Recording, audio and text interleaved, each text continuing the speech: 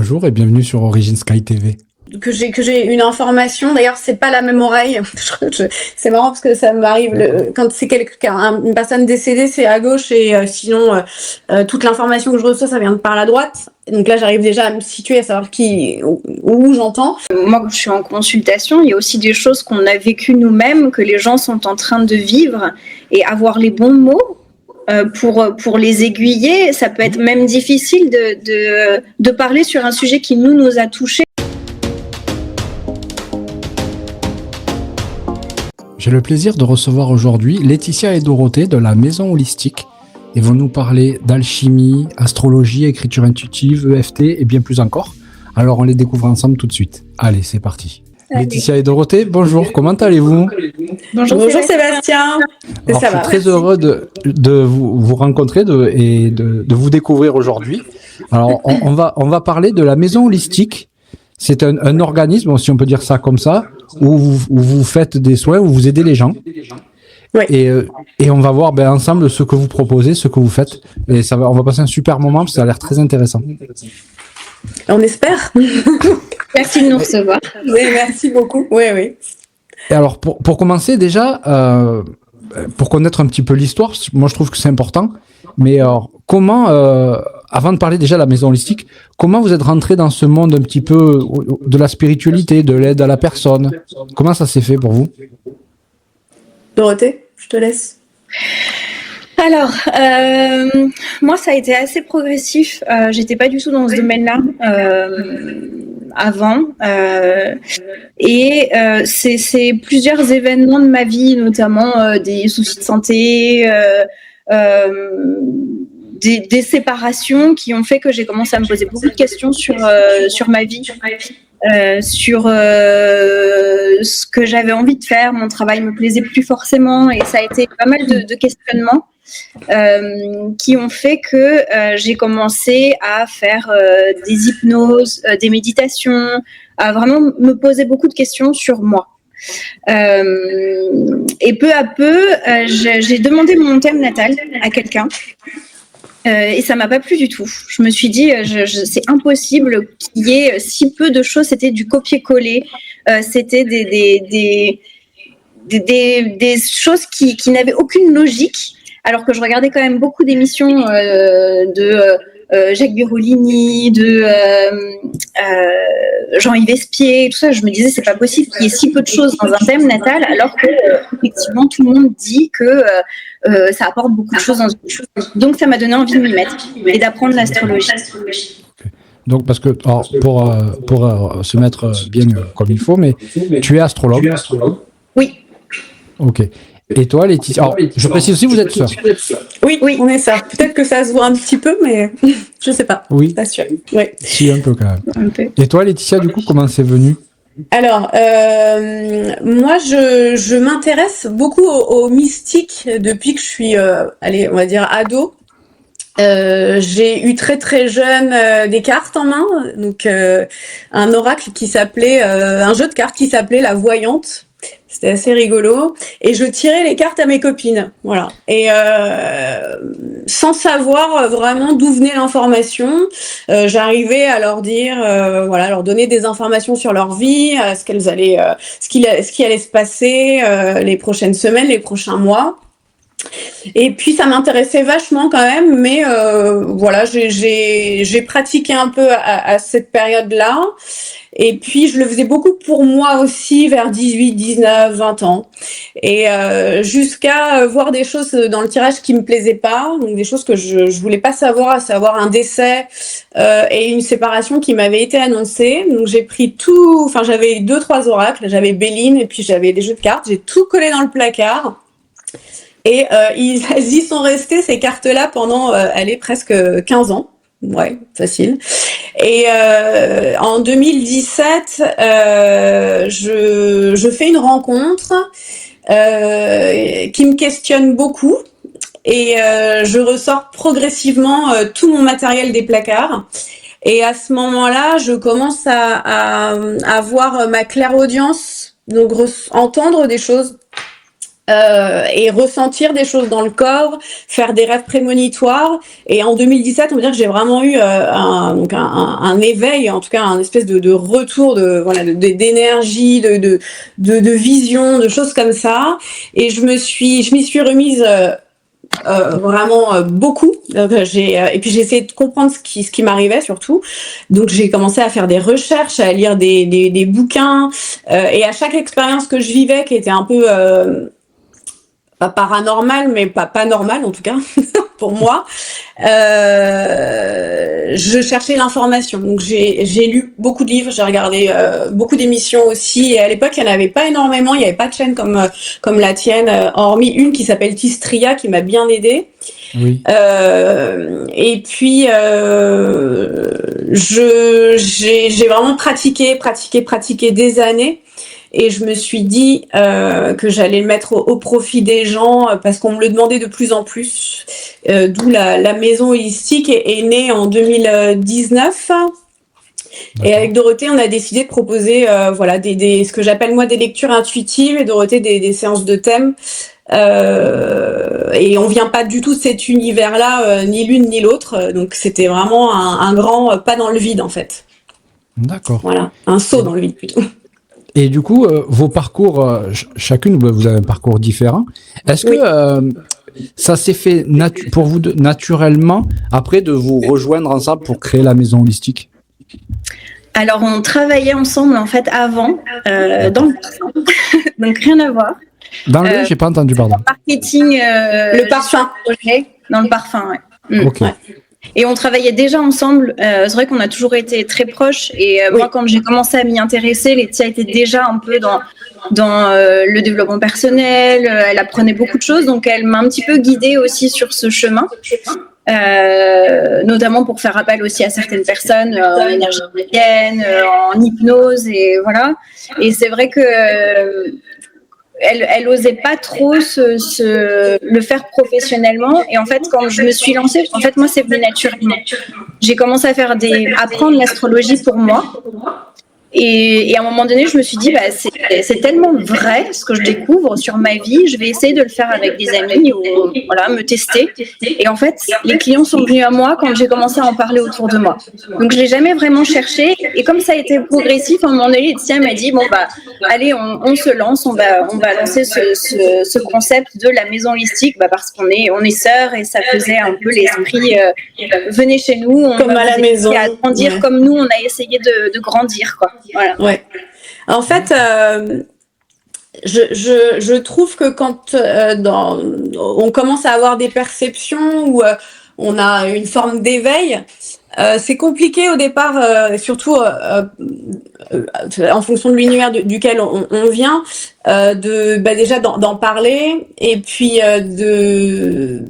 on se pose beaucoup de questions, on n'a pas forcément de réponses et encore une fois, pour moi cet éveil il date de 2017-2016.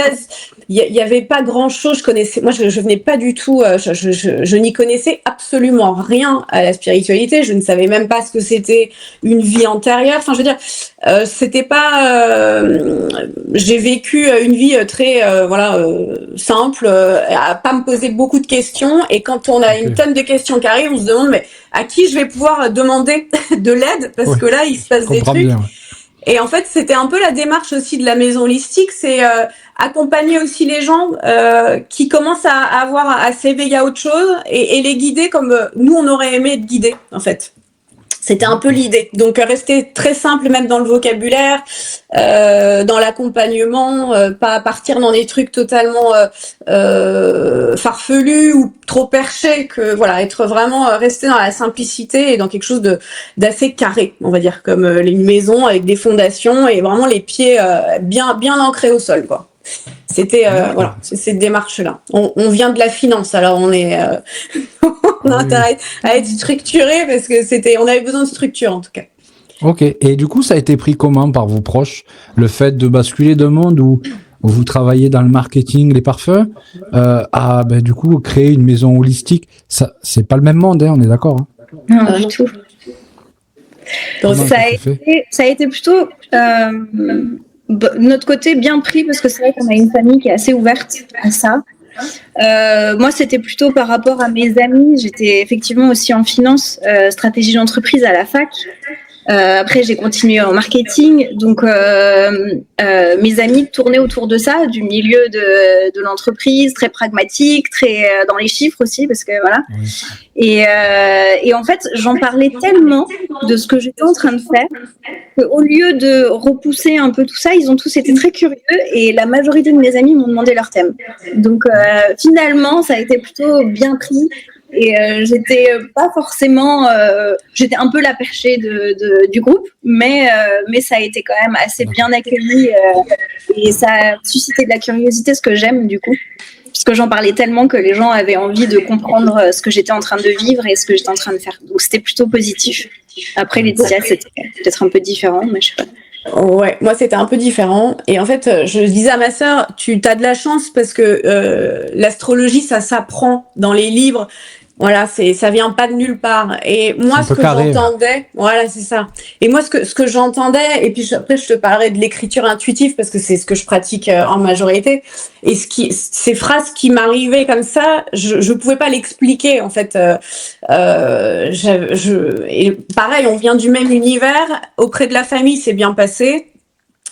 On a une mère aussi qui qui fait de la radiesthésie, qui a un pendule. Enfin, c'est pas son métier, mais elle a toujours été très connectée aussi. Donc il n'y a pas eu de problème on n'a pas été les vilains petits canards de la famille. En revanche, oui, au niveau amical, là en fait j'ai gardé toute une partie un peu secrète pendant un long moment parce que j'avais du mal à expliquer ce qui m'arrivait. Et moi, comme je ne crois que ce que je vois, je pouvais pas prétendre, ou en tout cas énoncer aux autres, voilà, ça existe, ça existe, ça existe. Donc je l'ai gardé énormément pour moi, et je pense que, en tout cas, ma spiritualité, pour moi, c'est assez personnel, quoi. Donc j'en parle pas à tout le monde encore maintenant, hein. J'en parle pas à tout le monde. J'ose peut-être, je sais pas si j'ose pas ou c'est parce que j'ai envie de le garder pour moi. Je sais pas, j'arrive pas. Mais c'est vrai que ça intéresse de plus en plus les gens. En tout cas autour de moi. Mais souvent on vient me demander une séance un peu très discrètement. Tu peux me faire ça, voilà. C'est ça. C'est pas tout à fait assumé, voilà. Donc c'est rigolo. Après ça a aussi ouvert des portes à de nouvelles rencontres parce que quand on commence à s'ouvrir un peu à ce nouveau chemin, on attire des gens qui sont aussi en train de cheminer. Et c'est vrai que on peut changer aussi progressivement de personnes, d'amis, d'entente. Et c'est vrai que ça a amené quand même beaucoup de personnes sur notre chemin qui étaient dans le même état d'esprit que nous. Ouais, oui. C'est un passage où tu perds, ta vibration change et ton entourage se modifie dans la foulée, quoi. C'est assez lié. Sans forcément le chercher, ou même sur certaines personnes, on se rend compte qu'il y a beaucoup de gens qui nous tirent un peu vers le bas, et on le ressent de plus en plus. En fait, plus on commence à évoluer dans ce cheminement de recentrage, de questionnement, plus on se dit ces personnes-là, elles me correspondent plus, j'ai besoin de m'en éloigner. Et ça a été pour certains assez radical et d'autres progressif, quoi. Oui, il y a un tri qui se fait naturellement finalement. Ouais. Oui, c'est assez. J'ai l'impression que ça concerne beaucoup de personnes qui se prennent ce chemin-là. Ouais. On est tout à fait d'accord. Ouais, toi aussi. Oui, voilà. Ouais. Mais c'est vrai que pour revenir à ce que tu disais, Laetitia, c'est vrai que Dorothée, l'astrologie, alors je connais un petit peu, mais c'est vrai que c'est très encadré, c'est connu. On se dit que voilà, comme disait Laetitia, tu apprends une méthode, donc forcément il y a quelque chose de vraiment rassurant, sécurisant pour les gens. Et c'est vrai que Laetitia, à contrario, tout ce qui est intuitif, médiumnité, guidance, c'est vraiment de l'ordre du subtil. Et c'est vrai que je me mets à la place des gens, ça va être plus dur d'intégrer le fait de se dire que tu entends des voix. Oui. Alors aujourd'hui, j'arrive à l'expliquer. En fait, il y a un livre qui m'a beaucoup aidé, que j'ai lu au tout début quand j'ai commencé à capter de l'information. C'est un livre justement qui a été préfacé par Philippe Guillemont, qui est physicien, et c'est le livre Se souvenir du futur. de Romuald Le Terrier et Jocelyn Morisson, qui explique en fait le phénomène de rétrocausalité et de synchronicité. Et de lire ce livre, ça m'a pas mal aidé, ça m'a pas mal aussi. J'ai pu enfin expliquer à des gens qui venaient me consulter, qui n'avaient jamais, pour une première consultation de leur vie, voilà, leur expliquer en fait que l'information était disponible et que en fonction de peut-être de ton niveau d'énergie, de vibration, tu peux capter de l'information sur un autre plan et leur retransmettre, tu vois. Cette espèce de comme un nuage d'informations où tu vas un peu piocher à droite à gauche, ça te vient, et pas dire que c'est un guide qui me envoie l'info ou un ange ou un défunt. Je parle rarement de ces termes-là en séance, en tout cas. Je dis plutôt que je me connecte à l'énergie et à l'information et je retransmets de cette façon-là. Et du coup, ça reste très, tu vois, avec un socle. Plus rassurant peut-être pour les gens aussi. Oui. Même s'il y a de ça, enfin moi je pense qu'il y a de ça en vrai, des énergies de guide ou autre.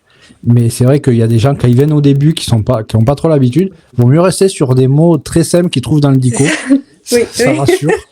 Et puis tu connais pas, tu sais pas moi quand je fais ma consultation, j'ai que le prénom, c'est-à-dire je commence ma consultation avec un prénom, je n'ai aucune information et je connais pas le parcours, je connais même pas le nom de famille, je veux rien savoir en fait, et je pars du prénom, je me connecte à la voix, enfin je me connecte un peu avant la séance à l'énergie, et ensuite avec la voix du consultant, j'arrive à réceptionner de l'info.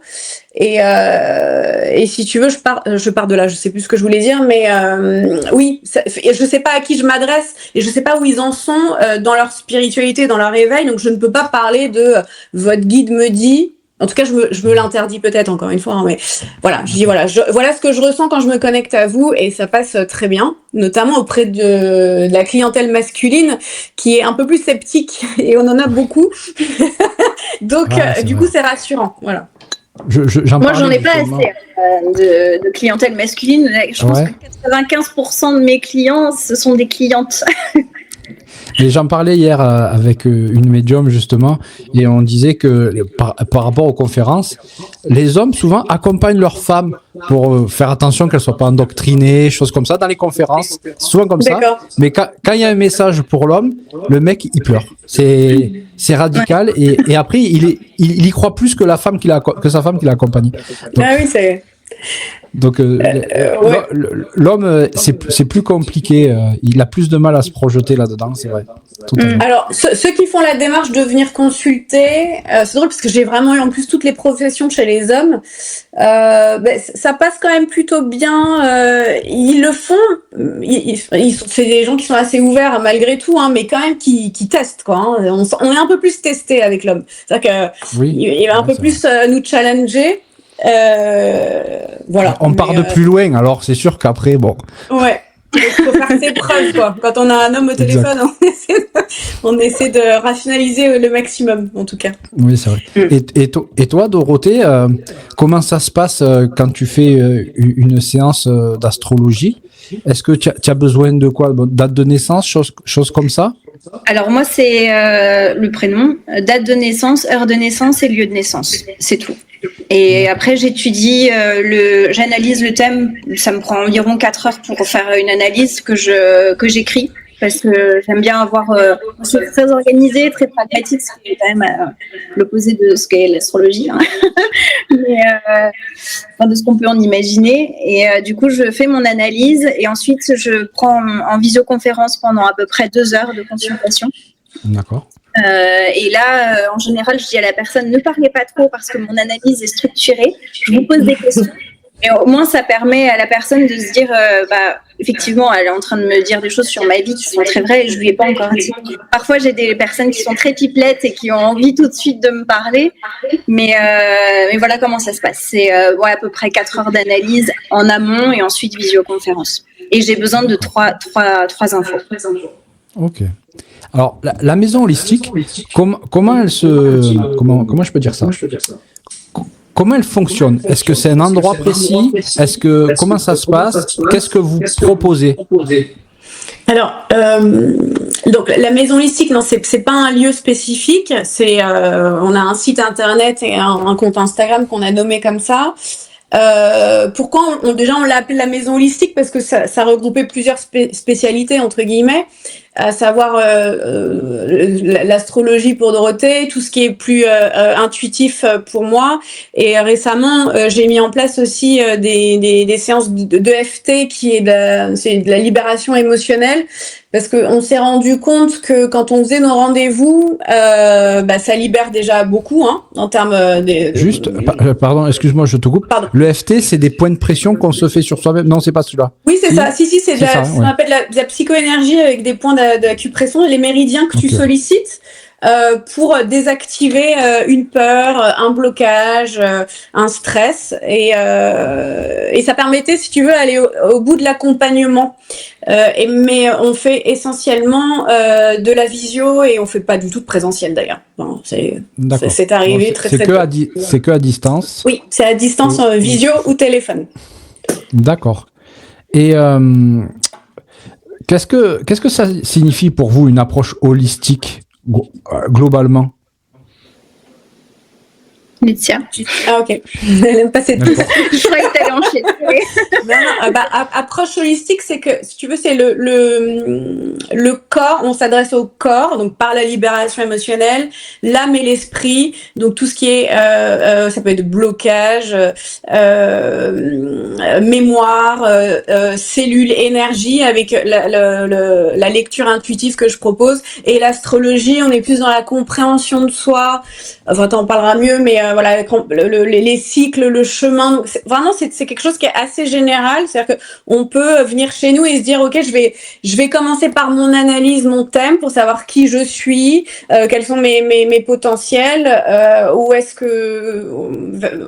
je me dirige. On peut venir me consulter moi pour me demander, en ce moment, je rencontre un blocage dans cette situation-là, dans cette relation-là, et moi, je peux essayer de voir, voilà, d'où ça provient, quelles sont les énergies actuelles et les énergies à venir. Et ensuite, le dernier truc, c'est on peut venir travailler sur l'émotionnel et l'énergétique avec le FT. Voilà. Donc c'était vraiment proposé, tu veux, comme un espèce de service. On n'est pas obligé de faire les trois, ça dépend où tu en es dans ta vie. C'est rare qu'il y ait les trois, mais c'est vrai qu'on conseille beaucoup d'autres personnes pour être accompagnées aussi, des personnes qui nous ont suivis pendant toute notre évolution aussi. Après, moi je propose aussi des livrets pour les enfants. C'est aussi pour ça que c'est la maison, c'est vraiment se recentrer sur soi, sur son envie d'évoluer, sur l'enfant. Ça s'appelle le petit livret astrologique. Donc je fais le thème de l'enfant pour les parents. Les parents apprennent à comprendre leur enfant, comprendre leurs réactions, comment ils se comportent à l'école, à la maison, tout ça. Donc oui, c'est accompagner dans toutes les étapes de vie, aider à comprendre les expériences qu'on a vécues, aider à être plus ancré aussi dans sa vie. Donc c'est pour ça qu'on avait appelé ça la maison holistique. Ouais. D'accord. C'est vrai que l'astrologie, et surtout pour les enfants, je pense que ça peut être intéressant. C'est comme une carte d'identité, mais plus subtile. Et ça permet de mieux comprendre des fois, il faut y croire bien entendu, mais ça permet de mieux comprendre aussi des fois les comportements des gens en général ou des enfants. Ouais. Et c'est vrai que le livre pour enfants, le livret, c'est vraiment une bonne idée parce que ça peut permettre aux parents de comprendre des fois pourquoi leur enfant est comme ça. Et justement, à partir de là, c'est très complémentaire avec Laetitia finalement, parce que la lecture intuitive peut aller aussi diriger vers où il y a un mal-être et puis après le régler finalement. Ouais, exactement. On a essayé de le penser comme ça, en tout cas, que tu puisses. Bien pensé, voilà. Et après, souvent, on nous demande, mais je fais quoi? Je fais un thème ou je fais une lecture? Tu vois, les gens savent pas trop à une période donnée qui ils doivent consulter. Et ce que je dis toujours, c'est voilà, si tu as envie d'apprendre à te connaître, fais un thème natal. Et si tu as envie de comprendre une situation que tu es en train de vivre en ce moment, ou d'avoir une vision un peu plus élargie sur ce qui peut se passer, si voilà, viens, voilà, tu peux venir me consulter moi. On va travailler plus sur le présent et Doro elle travaille plus sur le général, sur la personnalité quoi. Moi, ça va être toutes les expériences de vie, l'enfance, les blocages, autant personnels que professionnels. On va aussi aller voir du karma, pourquoi certaines situations se répètent dans notre vie, qu'est-ce qu'on doit faire pour en sortir. Et pendant l'analyse, en fait, parfois j'ai des... En fait, quand j'étudie un thème, chaque thème va être différent. Je regarde la carte et je me laisse guider. J'ai même plus, avant j'avais une technique quand j'ai commencé, j'essayais d'être très très organisée. Là, je regarde la carte et je me dis qu'est-ce que la personne a à me dire, et j'arrive à cibler un petit peu la problématique tout de suite. Et ensuite, je vais orienter le thème de cette façon. Je vais voir les éléments qui ressortent. Je vais essayer de comprendre pourquoi la personne a vécu telle situation. Je vais creuser. Je vais essayer de voir dans le karma. Je vais essayer de voir dans l'enfance. Et c'est comme ça qu'on arrive à guider les gens. Et c'est ça qui est intéressant dans l'astrologie et dans une consultation, c'est que toutes les personnes sont uniques et toutes les histoires sont uniques. Et du coup, on arrive vraiment à comprendre ce que la personne a vécu, et l'échange il se fait tout de suite, quoi. Moi ça me passionne. C'est vraiment une technique qui apporte énormément personnellement et pour se comprendre, quoi. D'accord. Est-ce que vous observez un mal-être plus présent que d'autres chez les personnes qui viennent vous consulter? Moi, j'ai beaucoup de demandes sur du sentimental et bizarrement du chemin, pas la mission, mais qu'est-ce que je suis venue faire ici, voilà. Mais c'est vrai que je dois avoir 60% de relationnel, de questionnement sur le relationnel. Et moins pour le pro, je pense que les gens se désintéressent un petit peu du professionnel, mais c'est vrai que ça reste beaucoup relationnel ou carrément chemin de vie. Est-ce que, voilà, je sais pas où j'en suis, ou est-ce que je suis faite pour ça? Et puis voilà, on peut le voir aussi en médiumnité. D'accord. Et de mon côté, je pense que c'est plutôt un tournant de leur vie où, à un moment donné, ils commencent à être un peu perdus sur tous les plans, qu'ils ont envie de savoir qui ils sont et où est-ce qu'ils vont, en fait. Donc, ça va être plutôt ça. Pour les enfants, souvent, c'est des mamies qui me demandent pour leurs petits-enfants, pour aider leur fille ou leur fils dans l'éducation, parce que des problématiques qui sont assez importantes, des mamans qui se retrouvent toutes seules et du coup qui ont besoin d'appui pour guider l'enfant. Parfois c'est des commandes pour des bébés, des cadeaux de naissance, où là c'est mignon puisque ça permet de comprendre comment le bébé sera, et ce qui est amusant c'est que les parents le relisent des années après et ils se rendent compte que effectivement le bébé évolue de cette façon, le caractère s'intensifie et il y a plein de choses qui ressortent du thème enfant, et voilà. Après, je propose aussi des thèmes ciblés sur l'amour parce que je sais que c'est des choses qui sont importantes, et de compatibilité. D'accord. Juste par rapport aux enfants, est-ce que ça t'est déjà arrivé d'avoir des parents qui sont venus te consulter pour demander le thème astral d'un enfant qui n'est pas encore né? Et C'est pas possible. C'est pas possible de se dire non, si on a la date. Si on veut par avoir un thème astral plus, entre guillemets, on va dire mieux pour son enfant, et on peut faire déclencher l'accouchement par exemple quelques jours après. Oui, c'est exactement la question que je me posais la dernière fois. Quelqu'un tombe enceinte, quand est-ce qu'on peut pas le gérer? On peut pas le gérer. Je peux vous dire, à telle date, il va être comme ça, mais en fait, le point, il arrivera quand il doit arriver. Et déclencher l'accouchement, je me suis même posé la question pour moi. Je me suis dit, si je tombe enceinte, il faut que je calcule exactement la date à laquelle il doit arriver, mais il arrivera forcément au moment où il doit arriver. C'est pas possible. Et ce serait truqué. Le contrat d'âme, il est déjà signé, c'est impossible. Oui, il doit arriver quand il arrivera, quoi. Oui, je pense que même si tu calcules l'heure, en plus il faut l'heure, tu vois, l'heure précise pour que les maisons, l'ascendant soit défini. Bon, il faut avoir un médecin dans la poche parce que pour déclencher l'accouchement pile à cette heure-là. D'accord, oui, c'est vrai que c'est pas forcément évident. Ouais, non.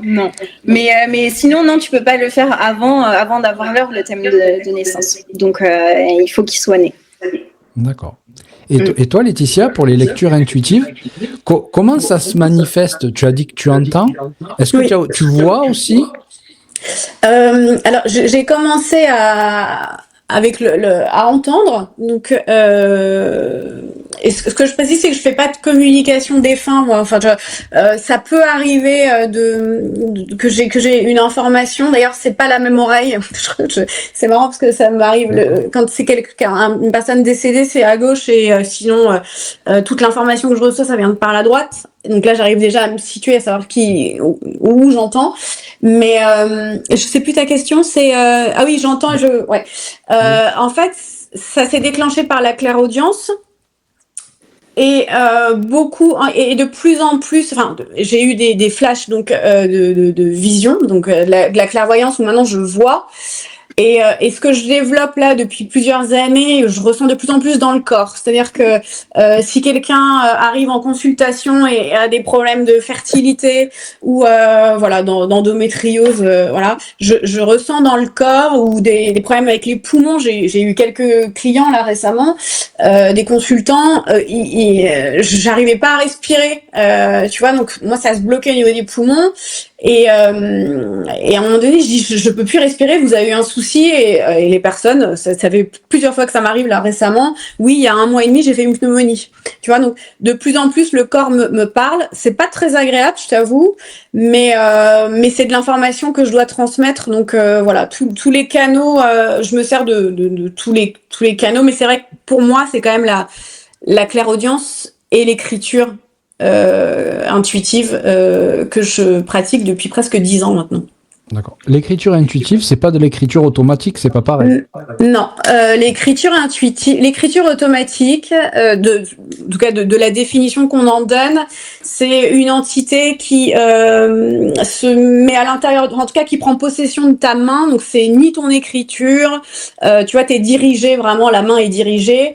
Je ne fais absolument pas ça, je l'ai jamais fait, parce que déjà je flippe un peu des mauvaises énergies. Je suis assez waouh. Et en fait, moi, c'est arrivé très naturellement. C'était un soir.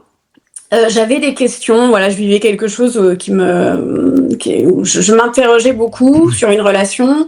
Et j'ai écrit une question sur une feuille.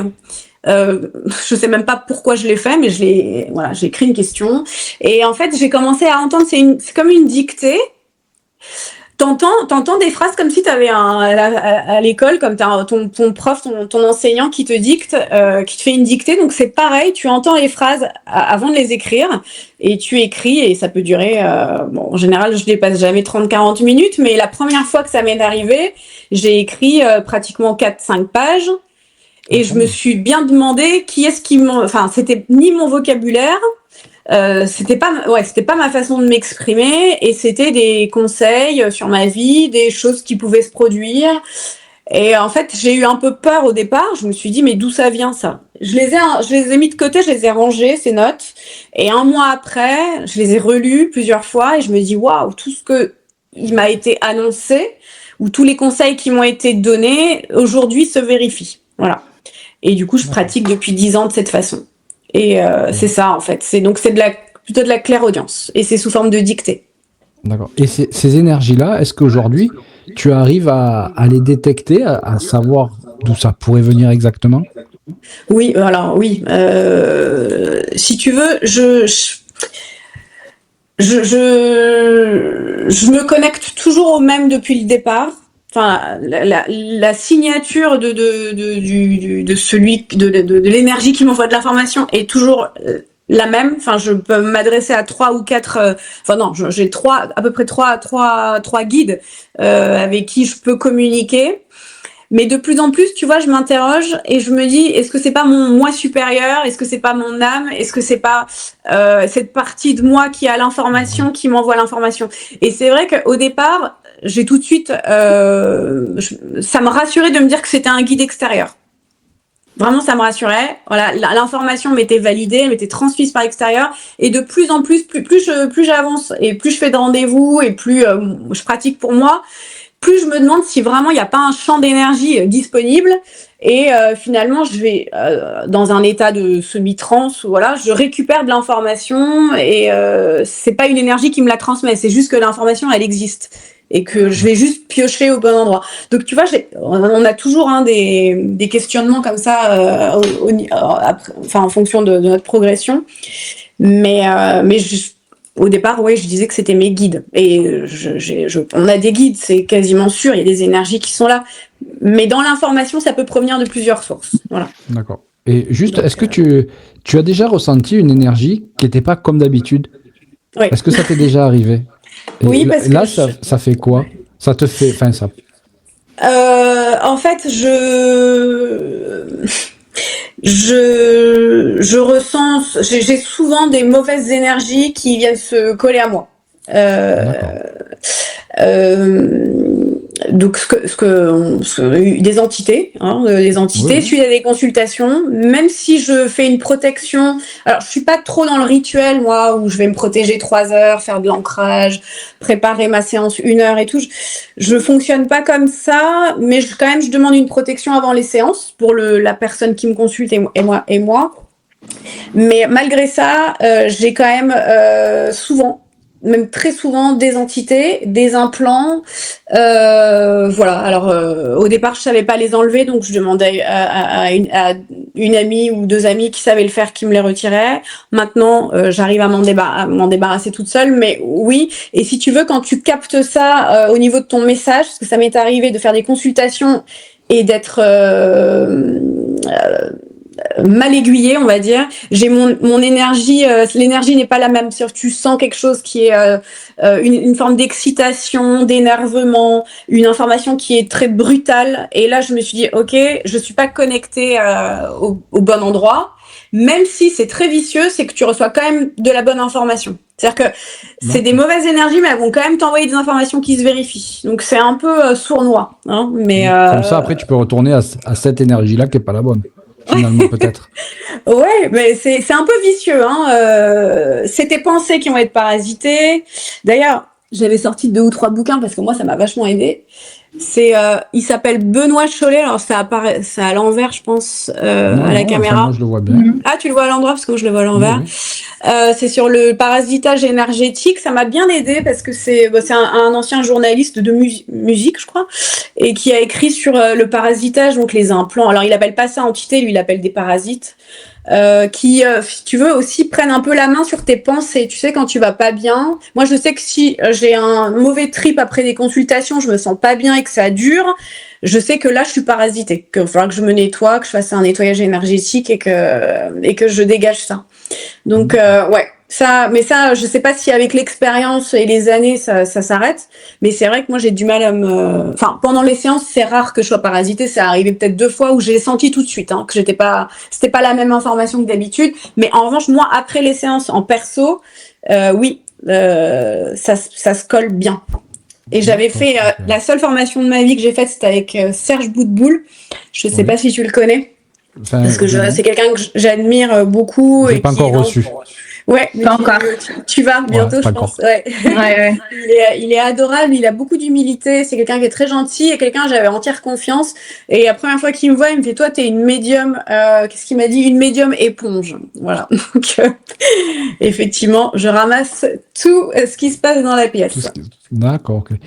Et toi, Dorothée, je pense que tu vas dire oui parce que mais tu as déjà fait le thème astral, astral natal, c'est la même chose? Oui, c'est la même chose. Oui. De ta sœur. Et est-ce que ça correspond à où vous en êtes, pardon, où vous en êtes aujourd'hui, même pour toi-même, oui. Oui, je l'ai fait de tout le monde. Hein. Je pense qu'autour de moi, tout le monde y est passé déjà pour m'entraîner au début. Et c'est vrai que comme au fur et à mesure, parfois il y a des choses qu'on a envie de confirmer dans notre vie actuelle et on y revient tout le temps en fait, tout le temps, en se disant mais j'avais pas vu ça. Se le faire à soi et le faire aux proches, c'est un peu différent de le faire à quelqu'un qu'on ne connaît pas du tout, où on n'a que 3 infos.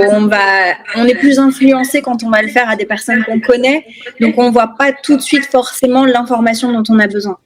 Mais oui, on se le fait même tout le temps, encore aujourd'hui. Parfois, on s'appelle en disant ah, mais t'as vu, on a Mercure carré machin. Il va falloir qu'on creuse ça. Notre blessure avec Chiron, elle est là. Pourquoi est-ce qu'on vit ça aujourd'hui? Donc oui, c'est toujours un moyen de. Je pense que c'est amusant en fait, parce que c'est un outil qui nous explique encore aujourd'hui plein de choses. Ouais. Et on y revient vraiment tout le temps à l'astrologie. Il évolue notre thème au fur et à mesure des années. Le thème n'évolue pas. Quand tu fais un thème à quelqu'un, c'est toute sa vie qui est concernée. Tu vas vraiment de l'enfance. C'est le thème d'incarnation en fait. Donc c'est l'enfance, la vie aujourd'hui, la vie future. Donc toutes les expériences sont déjà écrites dans le thème. Et pour certaines personnes que j'ai, souvent c'est oui, ça me parle, et parfois il peut y avoir un élément, hey, je comprends pas ce que vous êtes en train de me dire, mais peut-être que ça va arriver. Effectivement, des années après, je reçois des mails de personnes qui me disent il y a beaucoup de choses qui s'éclairent encore aujourd'hui de ce que vous m'avez dit il y a 5 ans. Tu vois. Donc un thème, il n'évolue pas, c'est ta date de naissance, donc tu te fixes par rapport à la position des planètes le jour de ta naissance et en fonction de ton heure, et ça va déterminer toute ta vie en fait. D'accord. C'est vraiment notre vie. On pourrait savoir ce qui va nous arriver au fur et à mesure, quoi. Ouais. Beaucoup de choses sont écrites. Hein. Souvent, c'est un sujet de savoir si on a le libre arbitre. Ça peut être une grande question dont on peut parler pendant des heures et des heures, mais c'est vrai que quand tu regardes l'astrologie et même les transits planétaires pour étudier un petit peu ce qui va se passer dans ta vie et ce qui s'est déjà passé, il y a beaucoup de choses, beaucoup d'événements qui sont déjà marqués en fait. Et pour la maison holistique, est-ce que vous avez fait le thème astral? Parce que finalement, quand tu crées la société, tu l'as créée un jour précis, à une date précise, et à une heure aussi précise. Est-ce que ça, vous l'avez fait pour savoir ce que ça allait donner? Non. Non? Non. On aurait pu pour savoir si Mercure était rétrograde et qu'il fallait peut-être pas le faire à ce jour-là, mais c'est vrai que je ne sais plus quel jour on l'a fait, j'avoue. D'accord. La maison holistique, tout le monde peut venir vous voir? Oui, il n'y a pas de. Tout le monde peut venir nous voir. Il n'y a pas, voilà, on reçoit large. Ce que je veux dire, c'est que des personnes qui ne sont pas croyantes, croyantes dans le sens où ils croient la spiritualité, on parle pas de religion bien entendu, mais et qui viennent vous voir pour la première fois, est-ce que vous allez quand même avoir une approche différente? En fait, l'approche, elle est très très simple. C'est ce dont on parlait tout à l'heure, c'est qu'il faut que ce soit accessible pour tout le monde. Et ayant beaucoup consulté au départ de mon éveil, ayant consulté quelques médiums, tu vois, en tout cas pour tout ce qui est médiumnité, intuition, je sais ce qui m'a aidé, je sais ce qui ne m'a pas du tout aidé. Notamment, il y a beaucoup de médiums parfois qui te reçoivent et qui te font parler 1 heure avant pour te raconter ta vie, etc. Et ça, tu te rends compte à la fin du rendez-vous, tu te dis bah ok, elle m'a peut-être prévu 2-3 trucs, mais est-ce que je lui ai pas tout dit? Et quand j'ai consulté que on partait de rien, c'est-à-dire que la médium était face à moi où je lui donnais juste mon prénom et elle déroule ma vie, et là je me dis waouh, elle arrive à me parler de mon passé, de mon présent et potentiellement de ce qui peut se passer dans le futur. Je trouve que cette approche-là, pour moi, en tout cas, c'est ce que je pratique. J'aime bien commencer de rien, de zéro. Donc, je ne sais pas où la personne en est encore une fois, dans son éveil, dans ses croyances. Et ça va être très simple et ça va être très factuel aussi. Hein. Dans une séance de lecture intuitive, on revient beaucoup sur le passé. Donc, à partir du moment où la personne qui te consulte, tu arrives à saisir 2-3 gros événements qui se sont produits. Tu vois, tu la mets déjà en confiance parce que tu dis, ok, moi, j'y connais rien, mais elle est quand même en train de me raconter ce que j'ai vécu il y a 6 mois, il y a 6 ans. Donc voilà, là déjà tu te relaxes un peu et puis voilà. Puis après c'est assez simple hein, de s'adresser. Nous on est parti de rien. Enfin moi je suis partie de connaissances niveau 0 en spiritualité. Et si tu veux, j'adore accompagner, oui, tendre la main à des gens qui commencent, tu vois, à avoir des perceptions aussi, et leur dire, bah moi, voilà ce qui m'a aidé, voilà ce qui m'a aidé, voilà ce qui m'a aidé, et j'aime bien partager ça. Et si tu veux, c'est un peu la grande sœur, donc ça revient aussi un peu à la maison, tu vois. C'est voilà, moi, voilà comment j'ai appris.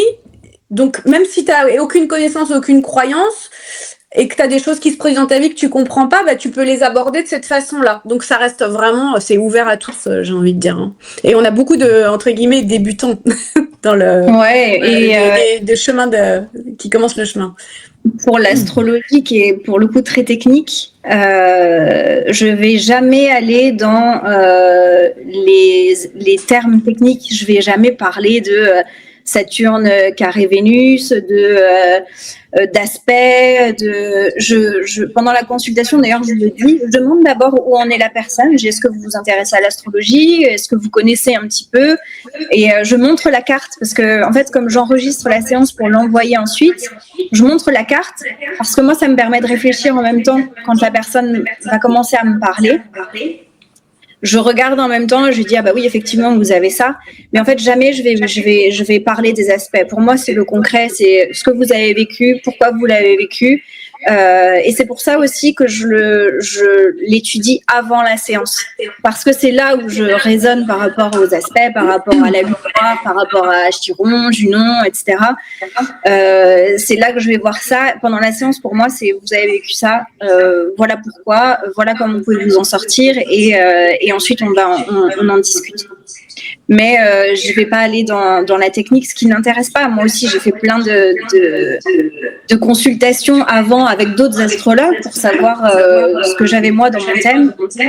Et c'est vrai que ça m'apportait rien. Ne connaissant pas vraiment l'astrologie au début, ça m'apportait rien de savoir que j'avais mon Mercure qui était opposé à je ne sais quoi. Enfin voilà. Oui, non, mais je comprends. C'est vrai que une fois par mois, je fais une émission sur les énergies de la nouvelle lune avec une médium qui fait aussi de l'astrologie. Et c'est vrai que du coup, on parle un peu technique et il faut du temps pour commencer à comprendre, à enregistrer, tout ça. C'est très compliqué. Ouais, c'est compliqué l'astrologie. Moi, je pense que toutes les personnes qui font de l'astrologie, c'est des passionnés. Sinon, on peut pas apprendre ça. C'est trop galère, trop compliqué. Si c'est juste comme ça un passe-temps, c'est pas possible de l'apprendre.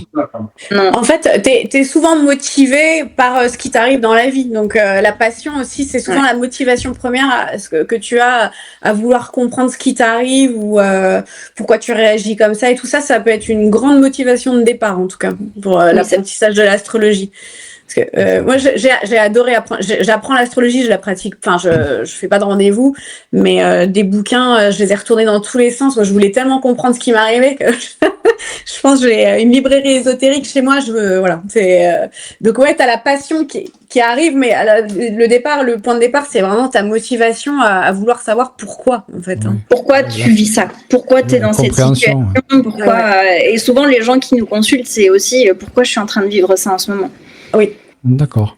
Et vous avez des personnes, entre guillemets, on va dire des cas de personnes que vraiment ça vous a troublé tellement il y a eu un changement après qu'ils soient passés vous voir? Moi, j'ai eu, c'était l'année dernière, une cliente qui vivait une séparation. Mais je la sentais quand même assez connectée, mais je lui avais donné l'information à la fin de la séance qu'elle pouvait se faire confiance, elle avait vraiment beaucoup d'intuition, voire une connexion, voire une forme de médiumnité. Et elle me rappelle une semaine après, elle me dit je sais pas ce qui m'arrive, je commence à voir plein de visages, voilà. Donc elle me dit il y a des choses qui s'ouvrent, donc ça c'était assez rigolo parce qu'elle me dit est-ce que vos séances elles peuvent ouvrir les capacités. Donc, ça m'était jamais arrivé auparavant. Mais ça peut être un exemple, oui, parce que c'est quelqu'un qui, je sais pas, on a dû débloquer quelque chose ensemble. Et ses capacités de médiumnité, notamment clairvision, se sont ouvertes après la séance. Voilà. Moi, c'était ce qui m'a marqué et ce qui m'a fait sourire. Ouais. Okay. Et après, peut-être l'astrologie, c'est un peu différent, peut-être? Moi, quand je fais un thème, j'ai pas toujours les retours. J'ai souvent des gens qui reviennent vers moi, mais 2 ans, 3 ans après, en me disant votre thème m'est toujours utile parce qu'il y a plein de choses qui s'éclairent. Après, si j'ai quelques personnes qui sont revenues vers moi en me disant oui, tu m'as un peu guidée dans ma vie pro parce que j'étais complètement perdue et ce que tu m'as dit, ça m'a ouvert des voies. Professionnellement,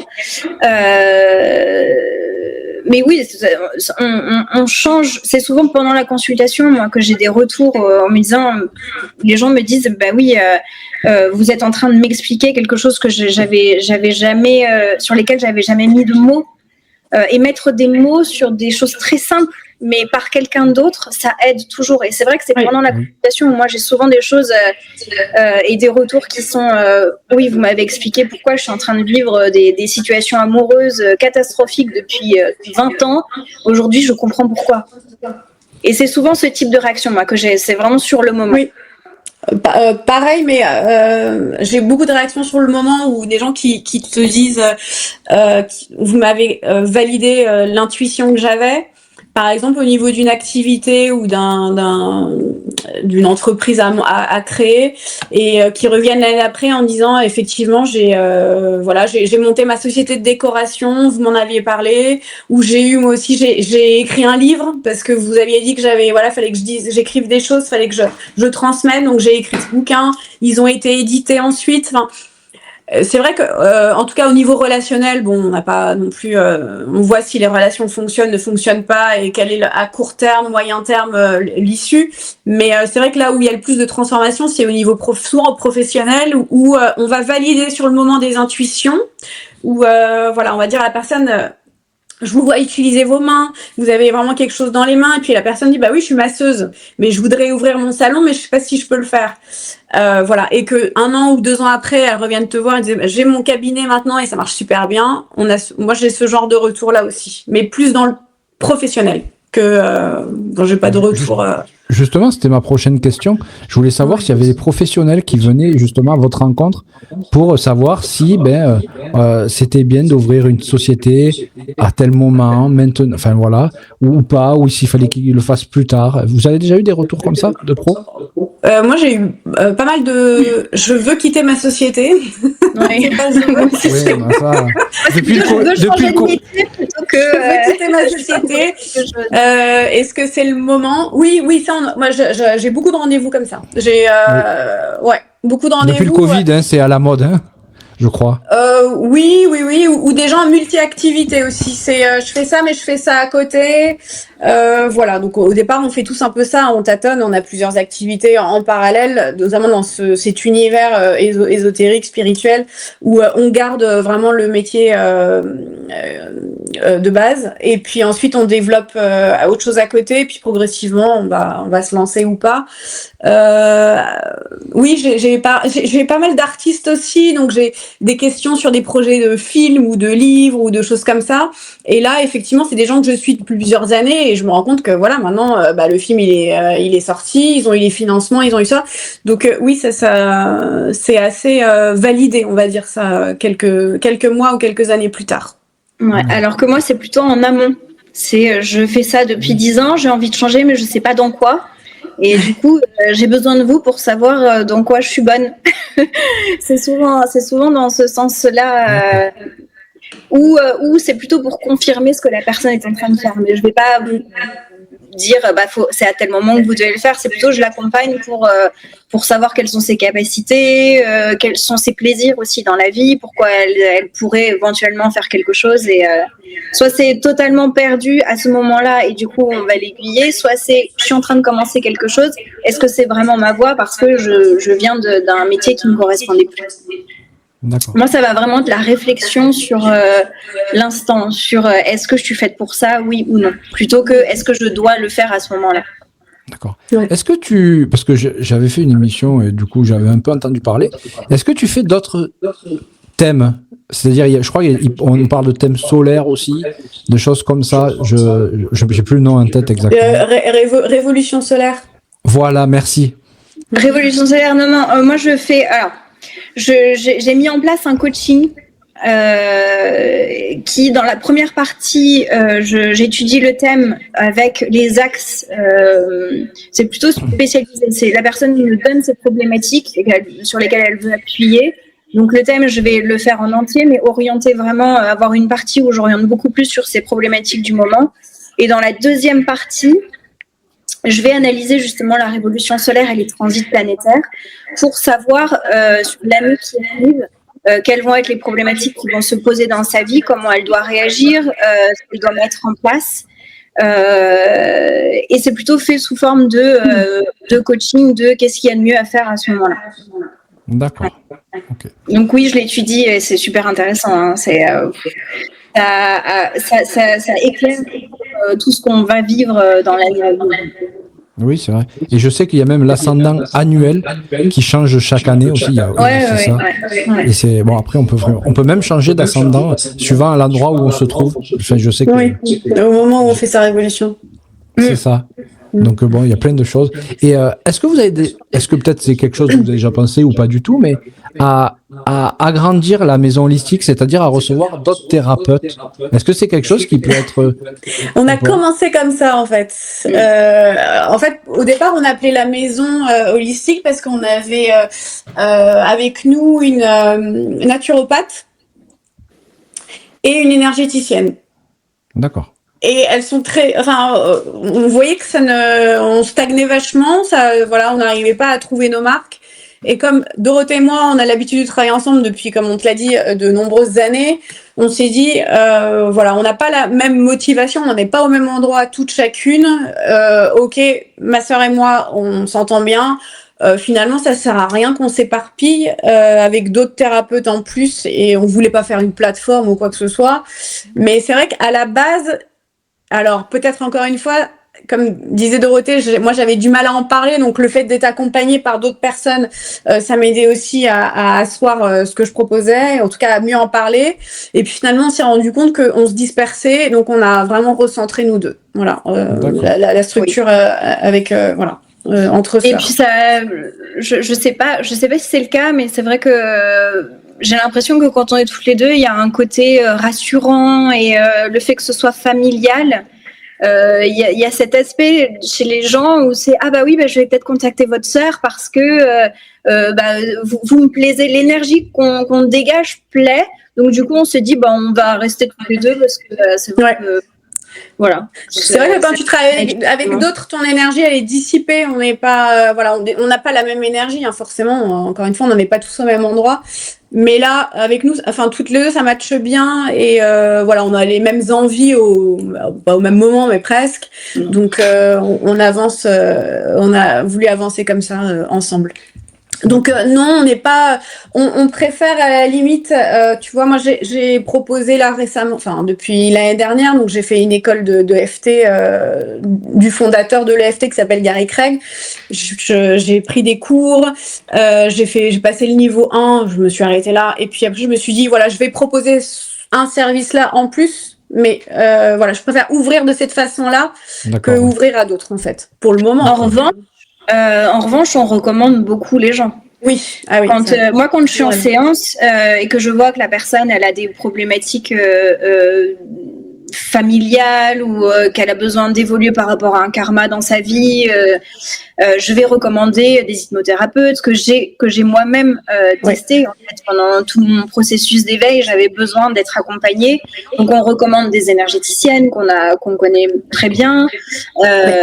Donc on laisse pas les gens sans contact. En fait, un suivi quelque part.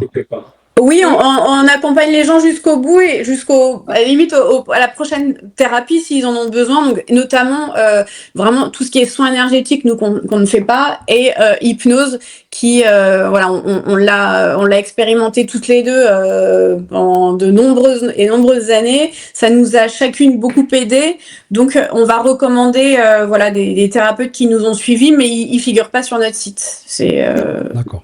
Oui, après, c'est vous. On les donne au fur et à mesure. Ouais. D'accord. Ah oui, ça, ouais. Parce que on n'est pas capable de tout et on a besoin aussi nous-mêmes, d'être assistés. Si c'est des problèmes compliqués ou des traumatismes profonds, on ne sait pas gérer du tout, quoi. Et moi, à la fin de la consultation, je fais un petit mail récap avec tout ce qu'on a vu, parce que comme ça dure 2 heures, c'est souvent très très lourd en informations. Et du coup, je fais un petit mail avec les liens des méditations, des liens de Luc Baudin sur certains soins énergétiques que je connais. Donc voilà, je laisse pas la personne. Bon bah ça y est, j'ai mon thème. Qu'est-ce que j'en fais? C'est bon bah vous pouvez faire ça. Vous accompagner pour diriger si jamais il faut aller vers une branche que vous ne faites pas quoi finalement. Exactement. Et surtout, en tout cas, Dorothée, le thème c'est différent, mais pour me concernant sur mes rendez-vous, je dis toujours aux gens avec qui je fais des consultations, la consultation a duré 1 heure. Moi, j'ai parlé presque 40 minutes. Je vous ai transmis de l'information. Cette information, c'est de l'énergie. Ça a besoin de se poser dans le temps. Ne revenez pas me voir avant 8 mois, 6 mois, 8 mois, 9 mois. Okay. Ça sert à rien parce qu'on va, ça ne servira à rien. Il y aura eu le temps de rien. Vous n'aurez pas eu le temps de mettre en place des choses. Donc, on n'est pas du tout sur de la surconsommation et je suis pas du tout je prends pas les clients si le mois d'après ils me rappellent, je les prends pas. Ouais, sur le même thème, je sais pas. Ouais. Oui, ouais. D'avoir de la dépendance quand même. Oui, notamment sur en tout cas pour moi le sentimental. J'ai eu des consultantes qui tous les mois avaient envie d'une réponse. Donc c'est non direct en fait. Moi je procède pas comme ça. C'est vraiment on travaille ensemble 1 heure. Il y a beaucoup d'informations qui arrivent. Ça sert à rien de cumuler des rendez-vous. Ça n'a aucun intérêt et au final les informations à la fin ça se contredit, on reçoit plus du tout, on n'est plus du tout, c'est totalement confus et ça n'aide pas. Et la surconsommation, c'est dans la médiumnité, c'est important aussi de le dire quand. Donc j'ai des consultantes, elles sont toutes fières parce qu'elles me disent, vous voyez, j'ai attendu 8 mois avant de revenir. Mais c'est bien, voilà. Et on repart sur le même thème ou un autre thème en fonction. D'accord. Sur l'astrologie, c'est peut-être un peu différent parce qu'une fois qu'on a son thème, est-ce qu'on revient finalement?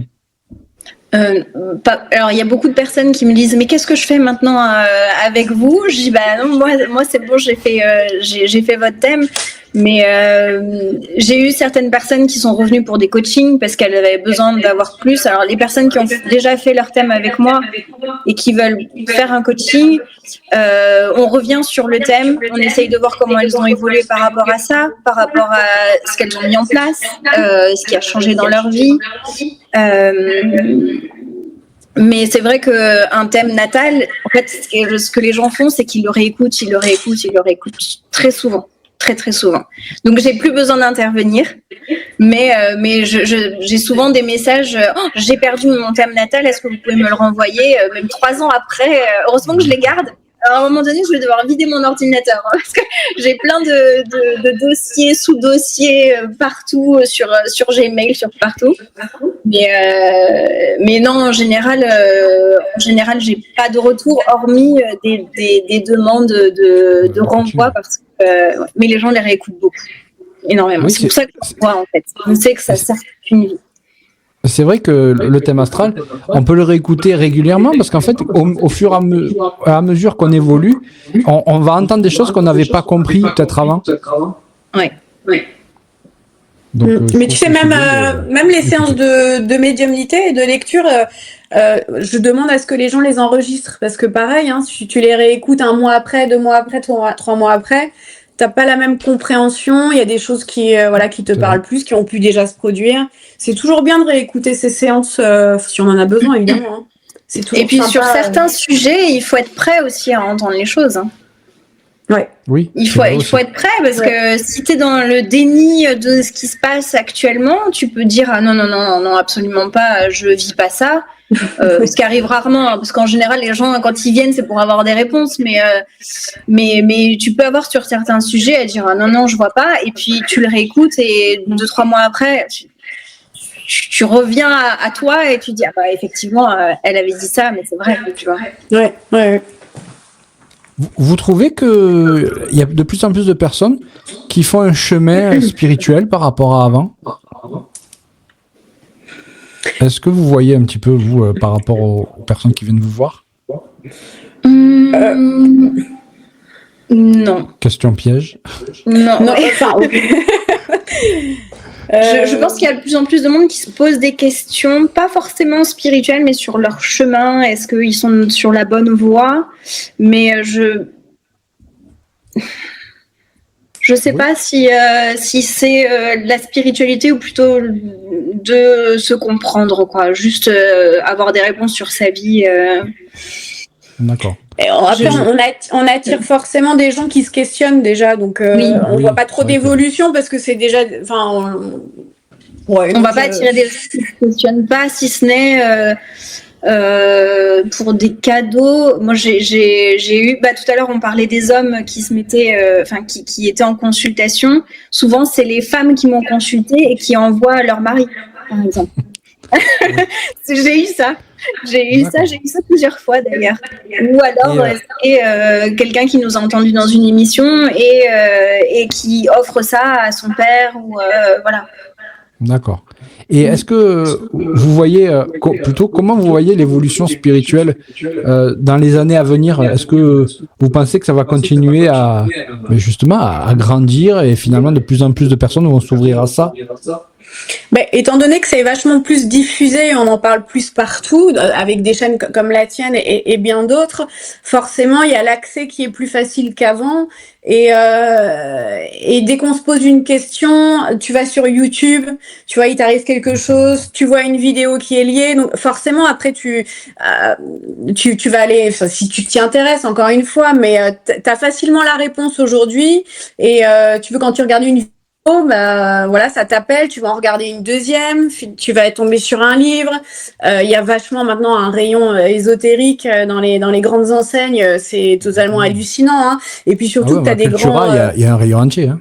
Ah oui, c'est énorme. Et puis il y a de plus en plus aussi de gens qui font du bien, je trouve, à ce secteur-là, en tout cas qui le diffusent énormément. Je pense à Natacha Calestrémé ou son ex-mari ddonc je ne me souviens plus du nom. Voilà, Stéphane Alix, qui sont quand même vachement présents maintenant dans les médias. Alors c'est bien ou c'est pas bien, enfin après pas à juger ça, mais étant donné que ça se diffuse plus, je pense effectivement qu'il y a de plus en plus de gens qui s'y intéressent et on est de plus en plus ouvert aussi, hein. Ouais, après, il faut aussi faire attention dans le sens où il peut y avoir aussi des personnes qui se disent spécialistes et qui le sont pas forcément. Ouais. On peut se perdre un peu dans les explications de quelqu'un et se dire ah oui c'est vrai, mais en fait la personne de divaguer un petit peu. C'est vrai qu'il faut aussi faire le tri dans les personnes qu'on voit. Sur Instagram, il y en a de plus en plus. Oui, c'est un peu dangereux. Moi, je vois ça plutôt sur l'astrologie, où c'est vrai que sur toutes les analyses de nouvelle lune, pleine lune sur Internet, on en voit beaucoup sur Instagram. Et en fait, les gens ne comprennent pas que une nouvelle lune ou une pleine lune, ça va pas être la nouvelle lune dans ce signe-là. Ça va être les aspects qui vont être très importants et qui vont influencer toutes les énergies qu'on est en train de vivre. Et donc, on voit un peu de tout. Donc, pour savoir faire le tri, ça peut être difficile à un moment donné. C'est ça qui va devenir de plus en plus difficile en fait. C'est pas de sourire. Je pense que la spiritualité va un peu se perdre à un moment donné parce que on voit un peu de tout. Ouais. Et malheureusement aujourd'hui, si on commence à s'ouvrir à ça aujourd'hui, il y a beaucoup trop de choses en fait. Enfin, c'est mon avis. Hein. Après, je sais pas non, mais si. C'est vrai. Mais... les médiums, par exemple, sur TikTok ou ceux qui tirent les cartes, il y en a à l'appel, c'est un truc de malade. Et moi, j'ai fait un live il y a pas très longtemps justement sur le discernement où j'expliquais. Oui, c'est ça. Voilà, faut avoir vraiment du discernement parce que on peut tomber sur tout et surtout n'importe quoi. Oui, et puis tout le monde, en fait, tu sais, maintenant, il y en a beaucoup qui font des formations et sortis de la formation proposent des services et tu vois, ça vraiment c'est très dangereux déjà parce que c'est pas en ayant fait une formation qu'on devient spécialiste en quoi que ce soit. Il y a un thème en ce moment qui est vachement diffusé, c'est les liens d'âme, les flammes jumelles et compagnie. Ou alors là, il y a de tout et n'importe quoi. Il y a des thèmes comme ça. C'est un sujet que je préfère pas aborder parce que moi je me fâche moi. Mais... Oui, mais tu vois, en fait, on est vite spécialiste. Et en fait, il faut savoir que, c'est une grande prise de responsabilité de faire un rendez-vous. Par exemple, enfin, nous, on a mis, moi, si je compte, j'ai mis, ça fait 30 ans que je tire les cartes, hein, quasiment, et je me suis tellement entraînée. C'est de l'entraînement, c'est du questionnement, c'est beaucoup de travail sur soi aussi, hein. On n'est pas là, c'est parce que nous, on a traversé aussi pas mal de choses. On a essayé de se comprendre, on a essayé de se soigner, on a testé plein de thérapies.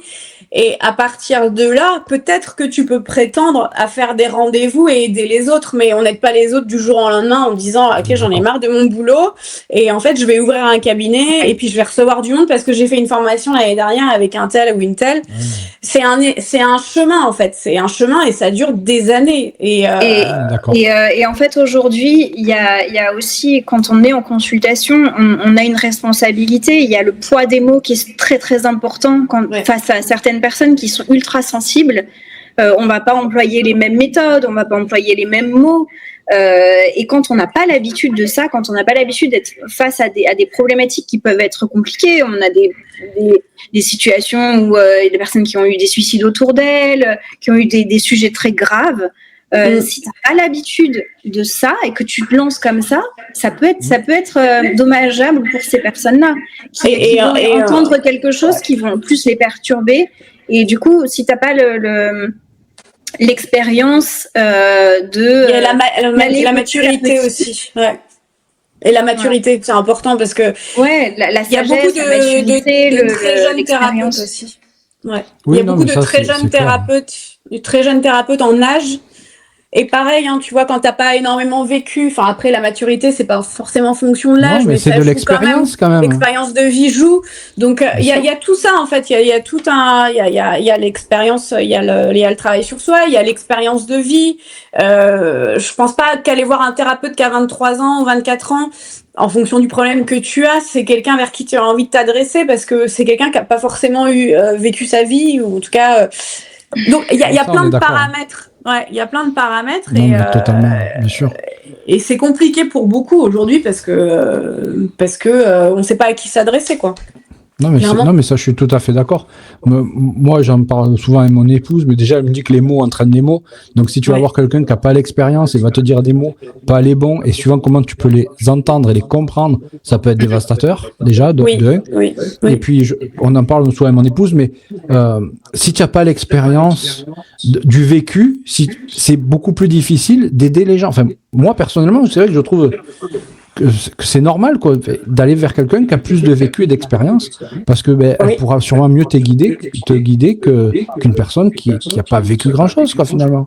Mais oui, c'est comme au tennis, quand tu joues avec un joueur qui est moins bon que toi, tu progresses pas, et puis quand tu joues avec un joueur qui est de ton niveau, tu progresses pas non plus. Donc faut savoir à qui tu t'adresses. Et encore une fois, on n'est pas psychologue, on n'a pas de formation de psychologie, on n'a pas de donc on est aussi limité hein, même avec l'expérience de vie, même avec la pratique qu'on a depuis des années et des années, et avant de se lancer on l'a testé sur nombre de personnes, même là à un moment donné nous ça bloque aussi. Il faut avoir l'humilité de reconnaître que on peut pas non plus, il y a des dossiers, des personnes qui ont des lourds passifs, il faut savoir aussi les aiguiller vers d'autres des vrais professionnels de la santé ou d'autres personnes qui ont beaucoup plus d'expérience que nous parce que on a chacun nos limites quoi. Voilà.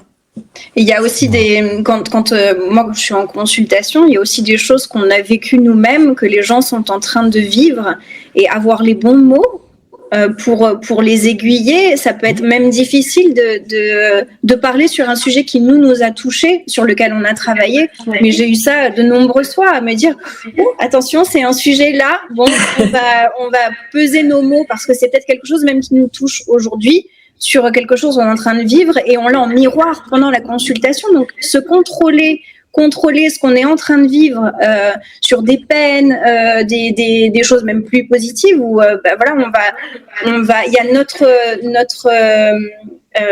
comment dire notre perception de ce qu'on est en train de vivre et de ce que la personne vit, ça va pas être la même chose. Donc il faut pas s'associer non plus à cette problématique. Donc prendre du recul pendant les consultations, c'est super important.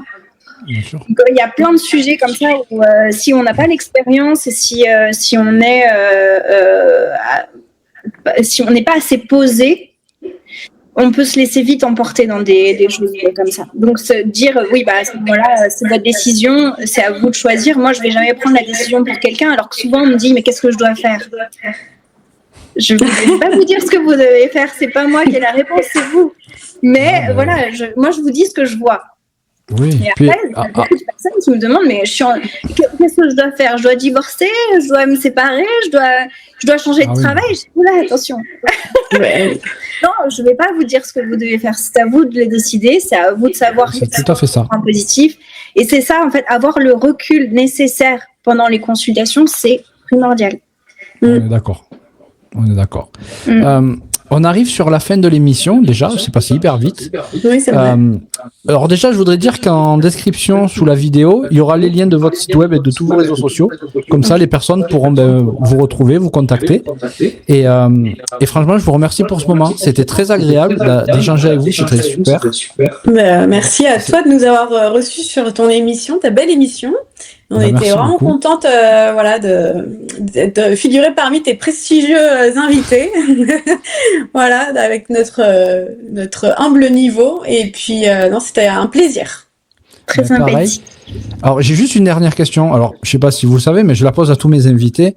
Bon, là, du coup, vous allez répondre chacune votre tour. Mais si vous pouviez rencontrer la Dorothée, la Laetitia d'il y a 15 ans, qu'est-ce que vous lui diriez? On commence par Dorothée?